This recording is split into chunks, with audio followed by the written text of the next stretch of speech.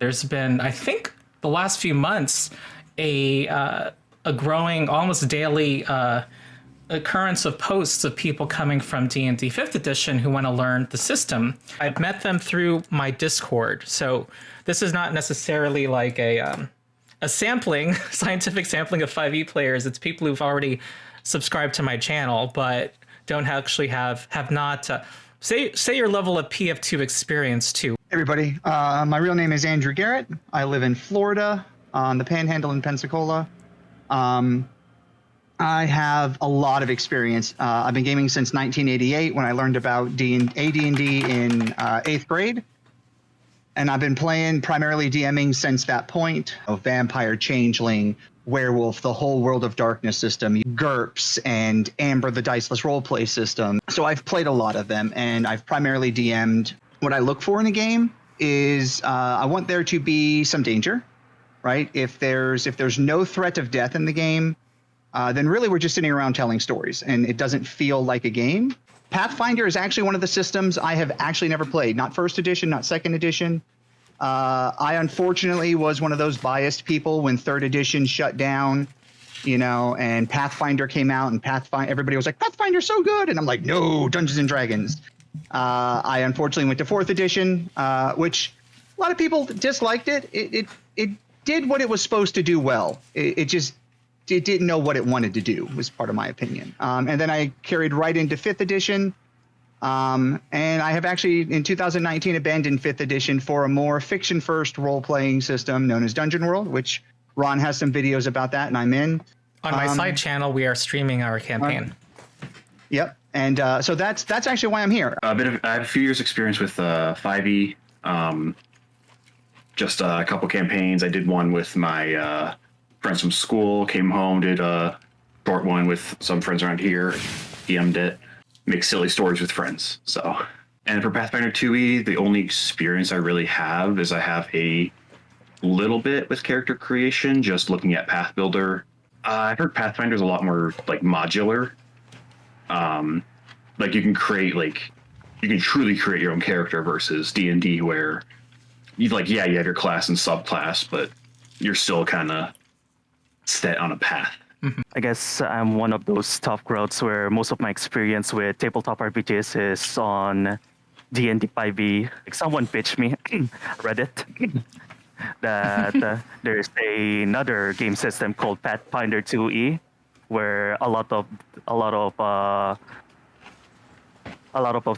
its focus is more on character customization, and it's something that I want in D&D as well. It's more on character customization and being able to build your own character based on your concept alone in your own mind, which is something that D&D doesn't really have. D&D 5e. I only experienced D&D for like a good 3 to 4 years. Other tabletop RPGs, I don't have any that I can say. I don't really have much experience when it comes to role-playing games. I played 5e for the past 3 years in quite a few campaigns, both as a DM and as a player. I'm currently a head dungeon master for a Westmarch server. But I've heard of Pathfinder first through Wrath of the Righteous and Kingmaker, the CRPGs. What's my expectation from 2e? Actual systems, a system that doesn't basically have rules only for combat and then asks DMs to figure out the rest. And obviously, like people said before, character customization, because in 5e, when you've seen one Goblin Rogue, you've seen them all. Or one human fighter, especially variant human fighter. I remember you had said something about optimizing characters. Yes, that's because that's pretty much outside of like storytelling. That's pretty much the only thing you can do in 5e, unless you specifically limit yourself. And given the fact that I come from like competitive games, I usually like to be the best. Obviously not at the cost of the other players, but like good at I set a thing that I want to do, and then I do that thing, and I want to do it good. At a session 0, you would talk about what characters you would want to have. a lot of people coming from D&D 5th edition decide to start at a higher level to explore the customization of Pathfinder 2e, but also because their experience has been that level 1 is usually a kind of a tutorial period where their character hasn't fully developed as a unique character yet, and levels 1 and 2 are very fast. But that's not true in Pathfinder 2e, and you'll find this advice repeated a lot on the subreddit. Start at level 1, because we'll see you already have the ability to make your character quite unique. And also, especially if you come from another system, I would really emphasize this. You want to shed some assumptions about what from other systems, because in Pathfinder 2e you can have no class features at all from your class level, but still be able to do a lot of different things in combat on your turn that are available to all characters. So, and you might undervalue them if you are like, well, I already have this feat and that feat, and this is my combo. Skills are more important, and so you can have a fighter who's actually your primary healer out between combats, at least. And then you also don't want to have all marshals and all casters. They complement each other. In D&D, it's possible for the casters to fill the roles of the marshals and be casters as well, but that's not possible here. I am not sure how it is in 2E, but in 5e, there is the squishy caster fallacy, where casters are actually the tankier than what you would expect to be the tankiest, aka fighters or barbarians. Yeah, that's my only advice. Have a couple of people be committed on, to do some in between combat healing and in combat healing too, for obvious reasons. I roll bad. And by saying I roll bad, I mean I have rolled 5 nat 1s in a row. So my goal today is to build a character that never rolls. And this has kind of been my theme for the last few years in gaming. A lot of people don't like to play the heal bot. I don't mind. So I have no problem playing the cleric today. Now, the cleric I envision in my head is I'd like to play some type of war cleric, not for the sense of like getting up there and hitting things, but for wearing heavier armor so that I could be next to the fighter, providing, I don't know if 5th edition has like a help action, which usually gives you advantage on like your attack roll. So I could kind of see myself doing that to ensure that the fighter gets better hits, or to help the rogue, to give the rogue, if it gives the rogue sneak attack damage, stuff like that. And then of course I'll be right in the combat. I'll have the heavier armor so I don't get smushed.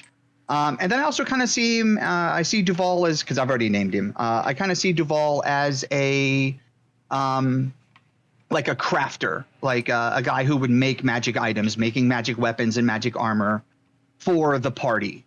Yeah, the character I kind of want to play right now is kind of have 2 ideas. Either like playing like frontline tanks, marshals, kind of like someone who can like taunt the enemy, like keep them from hitting other people.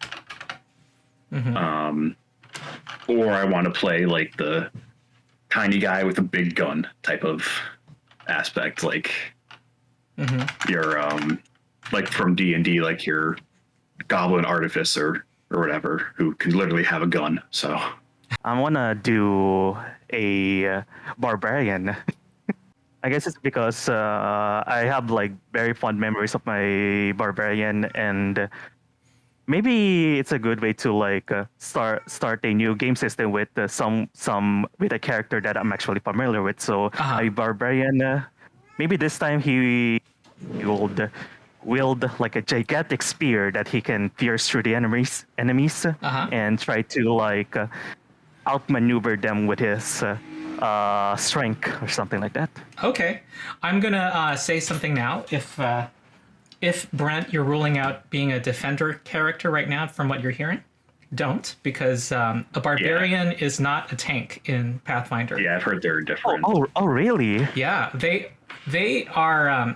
They're less common.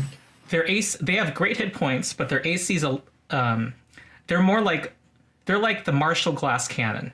They can do a lot of damage, but also they take damage.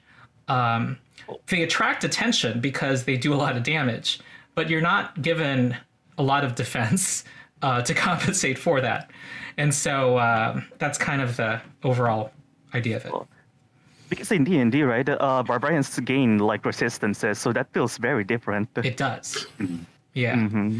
All right. I The like cool that. thing is you'll have a great comparison contrast for Ron Yeah. on, well, this is what I played in 5th ed and this is how it felt. And you play that same class and you're like, look how different they are. So I think that's a cool idea. We have healing, we have a defender, and we have a frontline fighter, so I guess caster is the only thing that's left. Okay. All right. You're someone who thinks of the optimization of the party. Am I right? Yeah. Especially since I was told that it is important. Since I'm familiar that wizards prepare spells differently than in 5e. As in, Yes. they prepare each use of a spell. Yeah. So I'm thinking sorcerer. Probably blastercaster. All right. Goblin blastercaster, absolutely batshit insane. Goblin Fire Blaster and- Caster. All right. Cool. That's kind of the tiny guy, big gun idea I had too. Yeah. Yeah. I mean, guess what? I can play defender as well. But, like, if you'd rather blastercaster. I'm fine playing defender too. One of my favorite characters from D&D was like that defender type, Tempest cleric. It was pretty fun. I'll stick with a defender Cool. just because one of my favorite characters was that type of class. So Have people nailed down what class they want yet? Unless there's a better healer supporter than cleric. Bards are also quite good at healing and supporting. They get to also inspire their allies and buff them. Now, this character, he has a mission. Okay. I like, if clerics are very similar to clerics in 5th ed, that's the more for the feel of this character I'm going for. probably a champion. I've heard is like Pathfinder's take on the paladin. Okay. So I'm assuming that class has like tank and like crowd control effects and stuff. I think I'm going with barbarian because Yeah. the idea of a instinct, supernatural, that is something very different to me. Like dragon instinct, like what you said, you sprout wings. Yeah. that is something that is unimaginable in D&D unless you have like a magic item. Uh-huh. Yeah. Yeah, and this is one of the ways martials and casters have become more balanced. Martials have, as you get beyond, as starting with level 10, I would say, can do quite legendary mythical things. Like that, I'm going to blaster caster, so sorcerer, I would say. You see how the goblin gets a ability flaw in wisdom? You can have an 18 in wisdom as a goblin, using something called voluntary flaws. People who are new from another system should know that your ancestry does not prevent you from getting an 18 in your key statistic. Okay, another thing before we start on ability boosts. If you see yourself as firing arrows or fighting with a weapon like a dagger or a rapier with your dexterity, you do not get bonus damage from your dexterity. If you want to attack with weapons and do more damage with a dexterity weapon, your strength is what makes you do more damage in Pathfinder. Okay. But would your hit bonus with that, your attack bonus, would that still be dexterity? Yes. Okay. So people should start typing in what their stuff is. Okay, my original plan was level 1 and then level up at the end. I might be having so much fun, though, that we extended. I don't know. Yeah. And I'm then down. again for level 2 and see the difference. But we'll talk. I'm down for separate. that. I know you're all down, actually. But I'll just have to see my schedule. But, you know, one thing that's really I like about Pathfinder is the definite sense of your leveling up and getting more powerful. And that stays constant through all 20 levels. I see. Wouldn't be an issue if I actually didn't go blaster caster? What are you thinking? Rogue. Because sneaking is something I absolutely love. Every single CRPG I go rogue or like something sneaky, but it doesn't exactly work in 5e, so I don't really play rogues in 5e. And we actually don't have anyone who does like decks who would like pick locks or whatever. Yeah. Makes sense. I mean, barbarian can in theory just smash the door open, but Do you like the idea of being an eldritch trickster, or do you want to go more traditional rogue? I was thinking thief. Okay. All right. So like the traditional rogue, sneaky beaky. yeah. And I know rogues. No thief is the only thing that actually gets dexterity damage on melee weapons. Also, one thing I noticed that like the races like half elf or half orc is actually relegated to a heritage in humans. That's actually pretty cool. Since the core rulebook, Pathfinder has opened up this space even more with versatile heritages. So the Asamar, for example, is not a separate race. It can be a heritage that you graft onto your base ancestry. So you can be a goblin Asamar. You can be an angelic goblin. You don't need to be a human in order to be, human-like to be an Asamar. That's awesome. Yeah. You get your first of many feats in your ancestry. Oh, so many choices. Already looking at Path Builder here, and just the ancestry bits alone, there's a lot of choices that I have to read. I like the idea that even Ancestries has feats because once you're done with your race in D&D, you're done with it. You don't have any bonuses left. That's nice. Yep.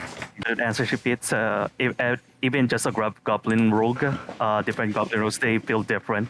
Looks like no one has chosen their ancestry feat yet. Is everyone on Archives of Nethys? Because I am, yes. that's part of the problem. Because Archives of Nethys lists all of the options from all the books. Yeah, I was looking at that. You can filter by source, and there should be a checkbox to make it core rulebook only. That makes it less overwhelming. One of the nice things is in the Path Builder, there's a core rulebook, and it filters everything else out. So I'm literally looking at just core rulebook stuff. Looking at it right now, I'm a bit overwhelmed with the choices. Yeah. The next step is to choose a background. I don't think the Archives of Nethys is a good way to pick a background if anyone's watching, because you can't filter it to the core rulebook. Basically, I would start with your concept. That's usually the best way to pick a background, because backgrounds, you don't choose them for optimization. Choices. Right? Go to your class's first page now. For fun, I'm going to add the this is fun for us. For special people who play role-playing games. Let's calculate your hit points. Oh boy. So I believe Dwarf Champion, that puts me at 23, right? Yes. And when you level up, you're going to be adding your full hit die. Hit die is not even a term in Pathfinder. Oh. You get to add 10 every nice. level. 10 plus your Constitution bonus every level. So it's going to become 36 at level 2. Yeah. Skills are more defined in 2E. They're people find them more helpful, and they're referred to and used more often. You can see that in this table. There's actually defined things you can do using these skills. I'll probably pick up medicine because I have a 14 in my wisdom. Yeah, same. I picked medicine. I'm definitely picking it up as the cleric. So I have +2 or 12 in my wisdom, but I straight up have nothing else to pick. So Yeah. I'm getting 1 plus 6 or 7 skills. Yeah, you're gonna billion. I am a skill monkey, dude. Like I saw, I only get like 5 and looked over at yours and. the question is what can't number of you do? skills equal to 7 plus your intelligence, but if I and on top of that trained in stealth. Oh yeah. And trained in thievery because I'm a thief. Yeah, I swapped my dex plus to my intelligence just because of the skills and like the lore skills I saw use intelligence. So far, the only thing I can think about my character is this big meaty guy who looks intimidating. yeah. I like how skills even have their own actions. Like, for example, intimidation, you can just demoralize someone using your action. Yes. It's a good house rule for 5e too. That's Yeah, but something I it's, would really like in 5e because skills are mostly useless in combat. Yeah. Yeah. You Unless have you're a perception, and that's about it. Mm-hmm. For Unless you're a rogue. Okay, your deities. There are 20 major deities. And if you tell me the idea of what deity you worship, I can tell you what it is. If this was a long-term game, would there be a way for a cleric to pick up skills or feats or things to create magical arms and armor? Yes.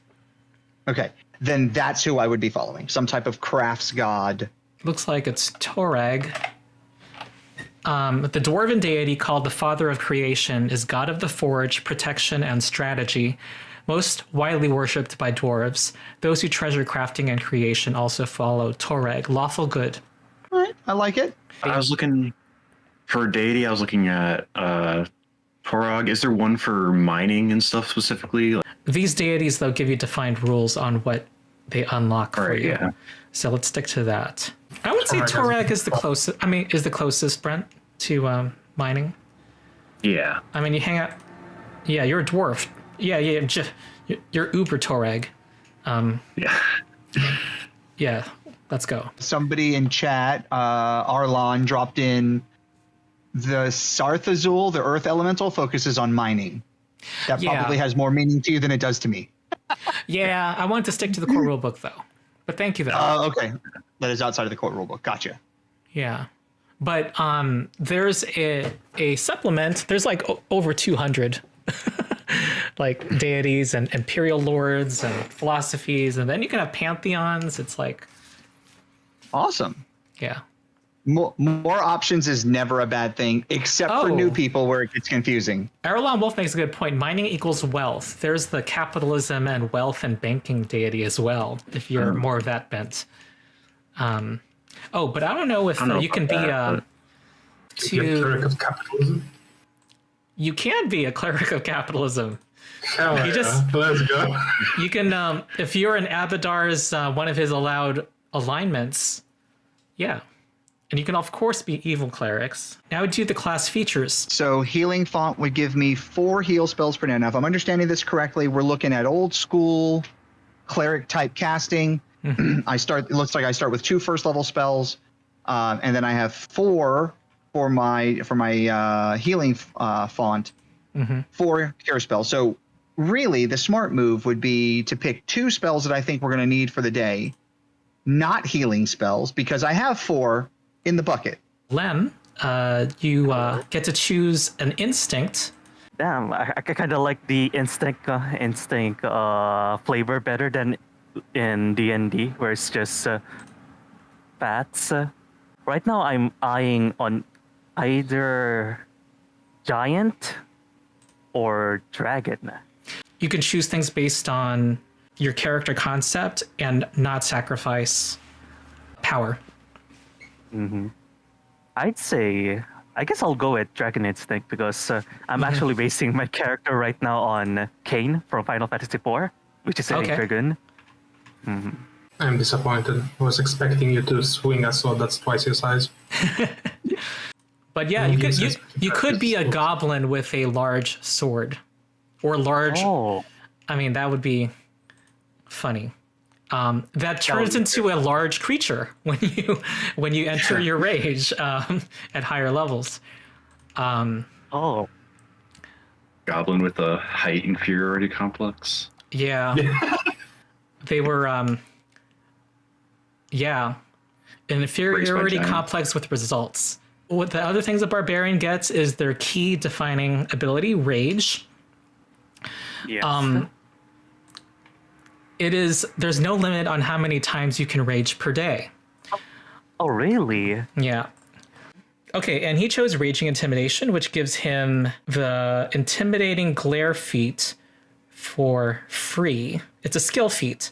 Okay, and yes, there is a feat eventually that you can get called Scared to Death. Scared to death. Yeah. Okay. But you have to be... Is that what I think it is? It is what you think it is, but you have to be legendary. You have to get to the 4th level of the skill, which is not available until level 15. Next is the champion. Okay, your reaction, if you're lawful good, is retributive strike. Let's say someone hits your ally with a flaming sword, doing 5 damage, slashing damage, and 3 fire damage. Resist all applies to each separately. So at level 1, would they get 3 resistance to both slashing and fire, or would it be 3 resistance in total split among them? You'll reduce the incoming damage by 6. Oh, Yeah. yeah, that's really good. I'll take Deities Domain. So this will give you a domain spell. So a domain spell is a type of focus spell. Yuki is our rogue. Twin Fates sounds good. Cool. I think it's time to move on to equipment. If anyone's going to be soaking damage with their shield, someone should have a repair kit. All right. Oh, let's yes. go. I should probably grab that then. And crafting helps with repairing your shield. Yes. Outstanding. I'm looking at some of the weapons here, and I see like a bunch of traits like sweep, forceful, versatile, versatile. Oh, yes. Okay, good. Let me explain these traits. Okay, longsword does 1d8 slashing damage. It has the versatile piercing trait. So when you attack with it, you can choose to do piercing damage instead. So you get a choice. Are there specific ones you want to know more about? I think I'll just have to learn that by myself, but it's actually really cool to like different weapons having their own traits. Like some can be used for slashing damage, some you can sweep, some you can be forceful with, some is deadly. And that's really cool for like martials to have a bunch more options in their plate. Yeah. When it comes to the arsenal. the 5e problem of having two weapons that are good and the rest are useless. Yeah.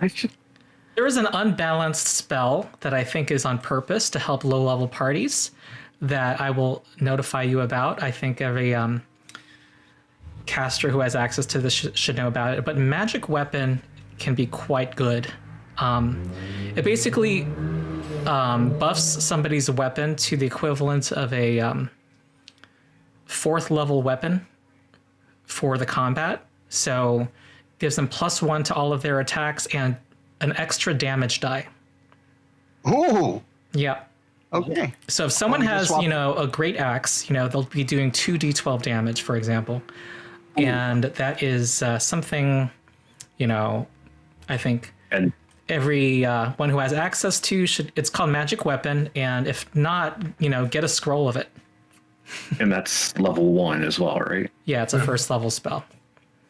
All right, well, I now have bless and magic weapon. Great.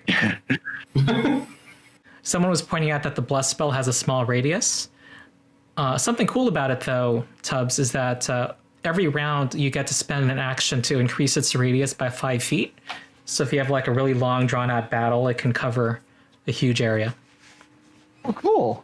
Yeah. Telling you, this is sounding better and better than 5th Ed. Yeah. Digging it. Tell me about it. I need to be back for a moment. So far, I'm really liking the options. Yeah, we haven't even really gone deep into the options. Like, Yeah, this is first this has level been stuff. basic, like core rulebook, basic. You guys have basic characters, really. So I wanted to, before we end today, just go a little more into what you can look forward to with characters. I like how stats work. 100% so much cooler for stats to work this way than a standard array or a point buy or rolling. This is just really cool. It's like, hey, your background, literally how you were raised, builds your character. I've read up on goblins a bit, and they have some crazy things. They can like set themselves on fire. Yeah. Oh, Lord. Oh, yeah, there's a feat to set yourself on fire, I think. Yeah. There's also a feat where, okay, if you can look at my camera, there's a feat where you can, like, land at great distances and not take damage or something. And then you can, like, jump up at a lower height and then repeatedly do things at successfully lower heights. So you can like rubber ball. What made this Or you can when you get hit, you can use reaction to get moved by the momentum of the head, and then reduce the damage to like minimum. And if it's a crit, you don't take double damage from that. Oh, Wow. right. But it's like specific to heritage, to like certain type of them. One of my middle schoolers, he was having some bad luck that day, and he was critted and knocked out, and he was the healer. But he was a kobold who had a level 1 feat called Cringe, which makes you look pathetic to your enemy and make them feel sorry for you, so that they do less damage on a critical hit, and made them stay on their feet. Oh, that's beautiful. Yeah. And you can, instead of getting a class feat, you get to get abilities from a different class by taking by starting an archetype. You get to gain abilities of an alchemist at level 2, and then unlocks more feats for you. All of them have a level requirement. And you can have more than one archetype. As long as you take 3 feats from your first archetype, you can then, go into Barbarian. For after that, you can just mix and match. With the second book that Pathfinder came out, the second main book, the Advanced Player's Guide, there's a lot of archetypes that are not tied to a specific class. So we have these archetypes that were added. There's like a tree of ever-expanding options as you level up. That's what progression looks like. All right, so people, talk about everything you'd like. Yeah, I am speechless. There's a lot of options that you can just mix and match whatever character you want.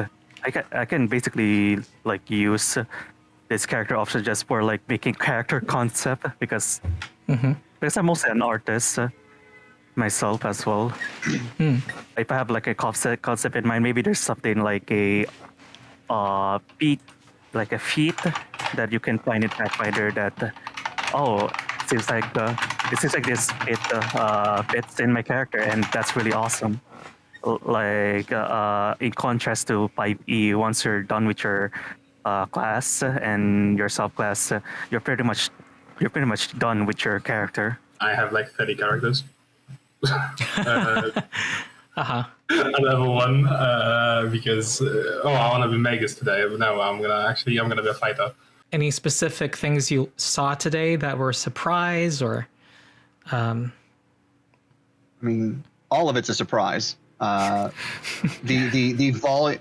So I will say the one criticism I have is the volume of choices. I think as an experienced person, I've been gaming forever. I would think would be very difficult for new, and when I say new players, I don't mean new to the system. I think all of us here are tenured players, so we kind of picked it up quick. But like 7 years ago, when I met my wife, she had never gamed because she had one of those stupid boyfriends prior who was like, "Girls don't game," right? And I was like, "You need to learn how to game because we got a game tomorrow," And even 5th ed was overwhelming for a brand new, never TTPRG'd ever, and it was rough. But I love this customization. There is, as a tenured player, there is so much where you're like, I want to play a guy who does a thing and a thing,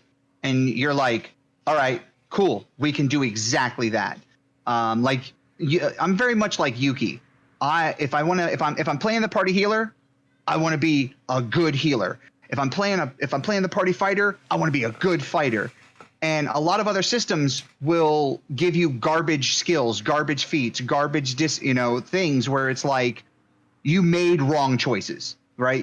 I literally Mage the Ascension. If anybody's ever played Mage the Ascension from the 90s, I literally made a wizard, got to the first game session, and the GM was like, roll this. And I was like, I don't have any points in that. He goes, then you can't cast spells. The game literally lets you build a mage that can't cast spells in a game of mage. So this is nice. It's like there's no wrong choices, right? There's like, what do you want to do?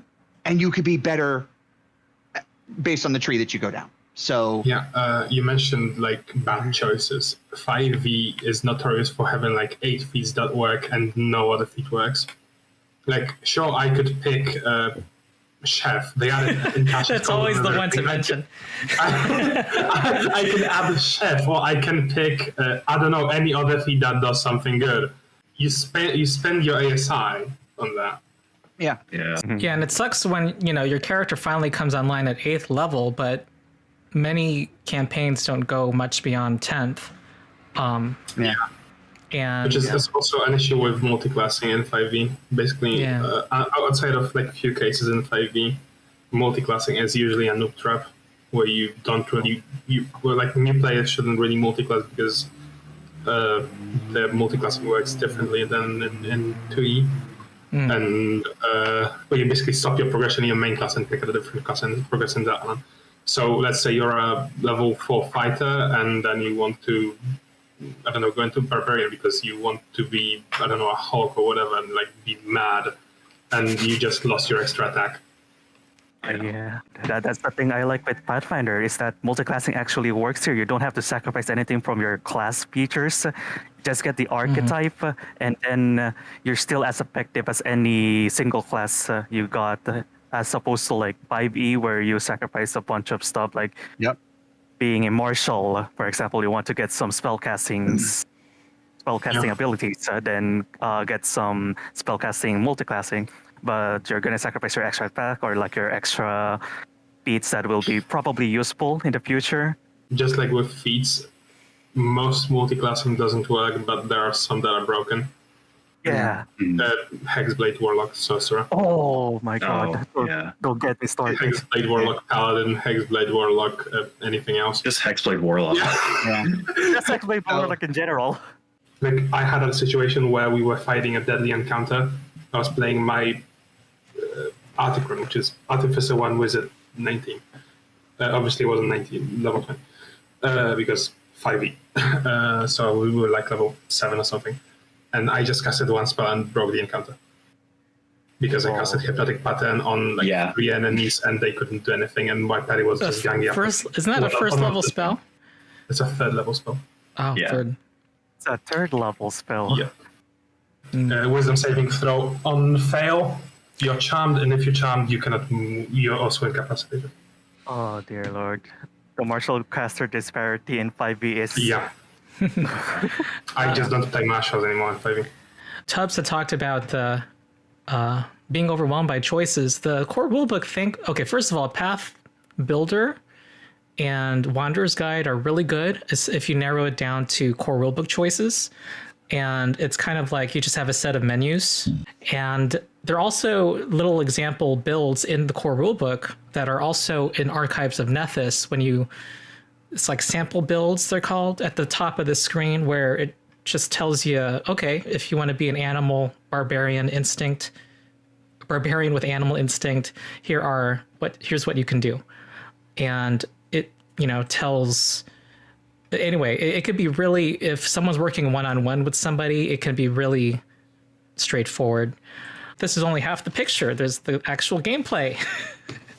And which we will see. Everything looks good on paper. We'll come see how it works in actual game. And I think people, have a lot more to say after next week's session. Oh yeah. Some weapons have the deadly trait. So the rapier does 1d6 damage. Yuki, when he crits, he's going to do... Okay, when he hits, he does 1d6 plus 4 damage. When he crits, that gets doubled. And because it has a deadly d8 trait, he also adds a d8 die to the total. It's kind of hurt. Yeah. Like, So it really incentivizes getting that plus 10 past the target number. Mm-hmm. So there are also like weapons which like completely change weapon dice on crits. Yes, that would be the pick, which has the fatal trait. I've heard the tale of Great Pick. Yeah, the fatal trait is like deadly, except it modifies the original die as well. So Nice. if you're like me, I like double the dice. I like to double the dice. That is an allowed option, official option in the book. I like dice. So 1d6. If that person crits, they'll be rolling 5d10. 5? Yeah. 5d10. Yep. Oh, because it increases it and adds 1? Yes, fatal, like deadly, adds that additional die. Yep. It's brutal. And if Tubbs casts magic weapon on this person, Oh my god. That's fucking. it would be oh no, I'm sorry. I misspoke. This would be 3d10. 5d10 was the if magic weapon was on them. Sorry. Still, That's still That's a 30 to lot. 50 damage. It's only from that. 5d10. That was just the damage of like Yeah. level 7 D&D fighter. Yeah. And then, of course, you get to weapons that when you get to higher levels, you get to access The runes. higher level runes. So Oh, what is this? the oh dear. 19th level rune, is Major Striking, which adds 3 additional dice. No, it deals 4 weapon damage dice. So our great pick at level 19 would do 9d10, plus double your Cool. strength bonus. And then if you're a barbarian with a rage bonus to damage, God. you can see Good. you can see they've buffed marshals. And then you are. Here's the thing. I like it. I love it. I want to say this, right? We're all like, dude, that's a lot of dice. The monsters are designed to Yeah. eat that dice. So, when Lem is like, take 86 damage, Ron's going to be like, yeah, it laughs at you, picks you up, and throws you off the top of the mountain. So just Yeah. remember, like, that's 19th level monster. It's punching back just as hard. It's hitting you guys, and like Yuki hits Yuki once, and Yuki's like, I have 3 hit points. All right, I'd like to ask that I'll check my schedule, but I would like more space for the adventure to have 2 sessions. Sure. Any objection? Sure. No? No, Okay, then we might have to finagle scheduling, but what was I going to say? Oh, I just request that people don't watch Pathfinder content. I want to see how people react to things, because that's what the audience wants to see too. So, Yep. all right, that's it. So, you're this jury is now sequestered. There's a jury on Pathfinder, and any final word? Okay, good. There's nobody else. We will end. We will adjourn. I will let's shoot for next Saturday. I'll get back to people about that. Sure. All right.